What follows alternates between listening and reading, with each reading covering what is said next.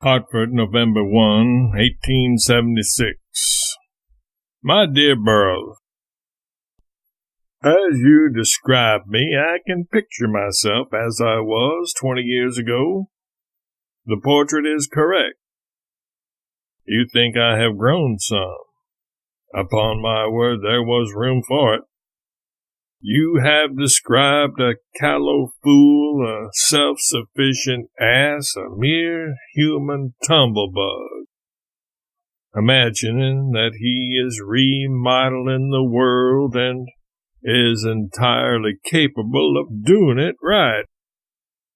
Ignorance, intolerance, egotism, self-assertion, opaque perception, dense and pitiful chuckle-headedness, and an almost pathetic unconsciousness of it all.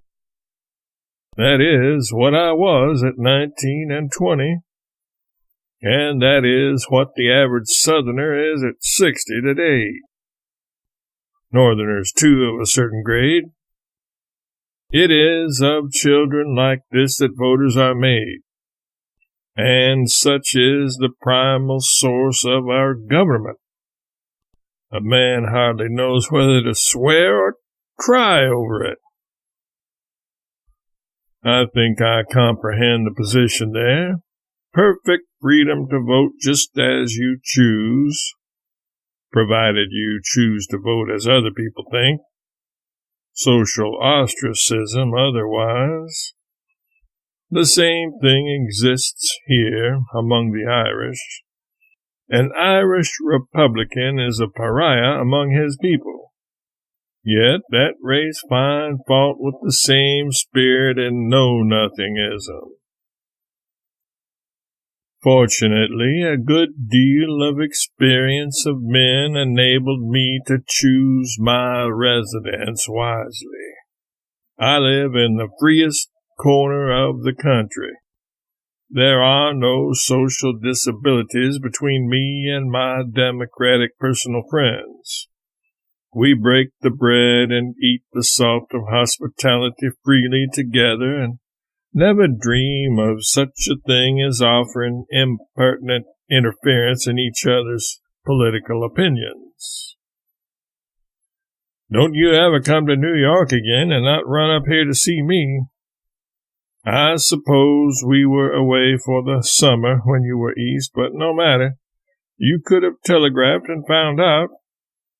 We were at Elmira, New York, and right on your road, and could have given you a good time if you had allowed us the chance. Yes, Will Bowen and I have exchanged letters now and then for several years.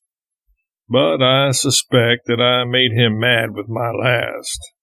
Shortly after you saw him in St. Louis, I judge. There is one thing which I can't stand and won't stand from many people. That is sham sentimentality, the kind a schoolgirl puts into her graduating composition. The sort that makes up the original poetry column of a country newspaper, the rot that deals in the happy days of yore, the sweet yet melancholy past, with its blighted hopes and its vanished dreams and all that sort of drivel. Wills were always of this stamp. I stood it years. When I get a letter like that from a grown man, and he a widower with a family, it gives me the stomach ache. And I just told Will Bowen so last summer. I told him to stop being 16 at 40. Told him to stop drooling about the sweet yet melancholy past and take a pill. I said there was but one solitary thing about the past worth remembering, and that was the fact that it is the past, can't be restored. Well, I exaggerated some of these truths a little, but only a little.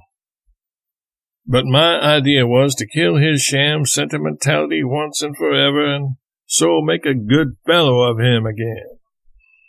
I went to the unheard-of trouble of rewriting the letter and saying the same harsh things softly, so as to sugarcoat the anguish and make it a little more endurable, and I asked him to write and thank me honestly for doing him the best and kindliest favor that any friend ever had done him.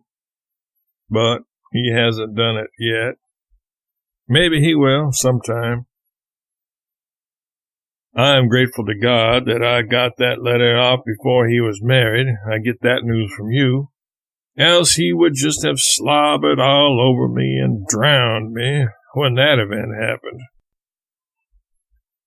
I enclose photograph for the young ladies. I will remark that I do not wear sealskin for grandeur, but because I found, when I used to lecture in the winter, that nothing else was able to keep a man warm sometimes in these high latitudes. I wish you had sent pictures of yourself and family. I'll trade picture for picture with you straight through, if you are commercially inclined. Your old friend, Samuel L. Clemens.